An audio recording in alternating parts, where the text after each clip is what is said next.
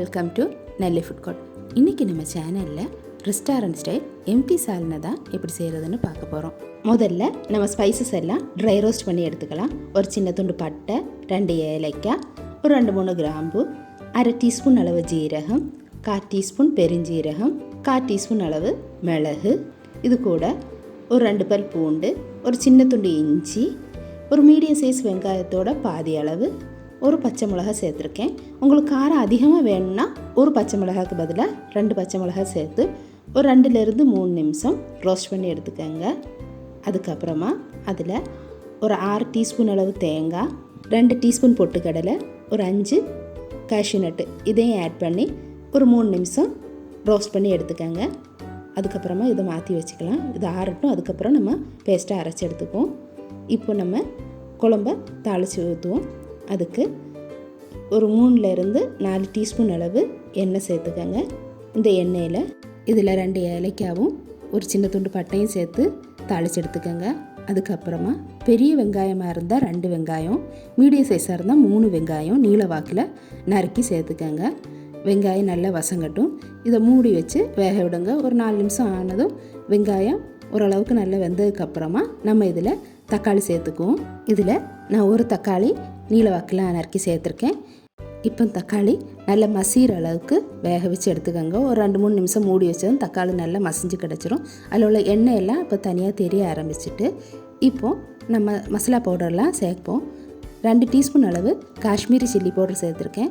Kashmiri chilli powder இல்லாமல் நீங்கள் காரமான மிளகாய் பொடி சேர்க்குறதா இருந்தால் 2 டீஸ்பூனுக்கு பதிலாக 1 இல்லை 1.5 டீஸ்பூன் மட்டும் சேர்த்துக்கோங்க.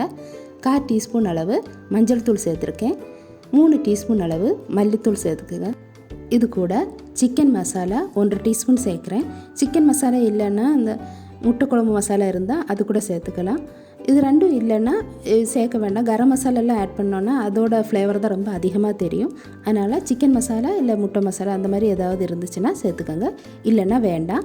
இப்போ இந்த மசாலா பவுடரெல்லாம் சேர்த்து நல்லா கிளறி விட்டுக்கோங்க. இது நல்லா கிளறி விட்டதுக்கப்புறமா இதில் 1/2 கிளாஸ் அளவு தண்ணி சேர்த்துட்டு தேவையான அளவு உப்பும் சேர்த்து மூடி வச்சு மீடியம் ஃப்ளேமில் ஒரு 5 நிமிஷம் வேக விடுவோம். இப்போ 5 நிமிஷம் ஆகிட்டு எப்படி வந்திருக்குன்னு பார்ப்போம்.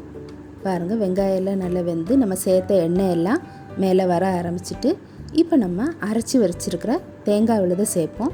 தேங்காய் விழுதில் நம்ம பொட்டுக்கடலையும் சேர்த்துருக்க போய் அது ரொம்ப கொதி வந்தால் ஒரு மாதிரி திக் பேஸ்ட் மாதிரி ஆயிரும். அதனால் நம்ம அது கொதி வர விடக்கூடாது. அது சேர்த்ததுக்கப்புறமா ஒரு கொதி தான் வரணும். அதனால் நம்ம இப்போ ஸ்டவ்வை ஆஃப் பண்ணிவிட்டு தேங்காய் விழுதையும் மிக்சியை அரைச்ச தண்ணியும் சேர்த்துக்குவோம். இப்போ தேங்காய் சேர்த்ததுக்கப்புறமா ஸ்டவ் ஆன் பண்ணி சிம்மில் வச்சு ஒரு கொதி வர விடுங்க. இடையில கொஞ்சம் லேசாக கிளறி விட்டுட்டே இருங்க. இல்லைனா பொட்டுக்கடலை சேர்க்க போய் அடியில் ஒரு மாதிரி பேஸ்ட் மாதிரி ஆயிரும். இப்போது ரெஸ்டாரண்ட்லலாம் இந்த குழம்பு மேலே அப்படி ரெட்டிஷாக நான் அந்த சில்லி பவுடர் இருக்கிறது பார்க்கலாம். அது மாதிரி செய்கிறதுக்காக இது ஒரு ஆப்ஷனல் ஸ்டெப்பு தான். வேண்டாதவங்க அவாய்ட் பண்ணிக்கலாம். பார்க்க கொஞ்சம் அழகாக இருக்கிறதுக்காக 1 டீஸ்பூன் அளவு எண்ணெயை சூடு பண்ணி அதில் காஷ்மீரி சில்லி பவுடர் 1 டீஸ்பூன் அளவு சேர்த்து இது மேலே நம்ம ஊற்றினோம்னா பார்க்குறதுக்கு கொஞ்சம் அழகாக இருக்கும். இது வந்து ஆப்ஷனல் ஸ்டெப் தான். அவ்வளோதான், நம்மளோட டேஸ்டியான ஸ்பைசியான எம்டி சால்னா ரெடி ஆயிடுச்சு. இது பரோட்டா கூட மட்டுமில்லை, ஆப்பம், தோசை, சப்பாத்தி கூட எல்லாம் ஒரு குட் காம்பினேஷனாக இருக்கும். கண்டிப்பாக இந்த ரெசிபியை உங்கள் வீட்டில் ட்ரை பண்ணி பாருங்கள். பார்த்துட்டு எப்படி இருந்துச்சுன்னு மறக்காமல் கமெண்டில் போட்டு விட்ருங்க. இந்த வீடியோ உங்களுக்கு பிடிச்சிருந்துச்சுன்னா லைக் பண்ணுங்கள், ஷேர் பண்ணுங்கள். மறக்காமல் நெல்லை ஃபுட் கோர்ட்டுக்கு சப்ஸ்கிரைப் பண்ணி எங்களுக்கு சப்போர்ட் பண்ணுங்கள். தேங்க்ஸ் ஃபார் வாட்சிங்.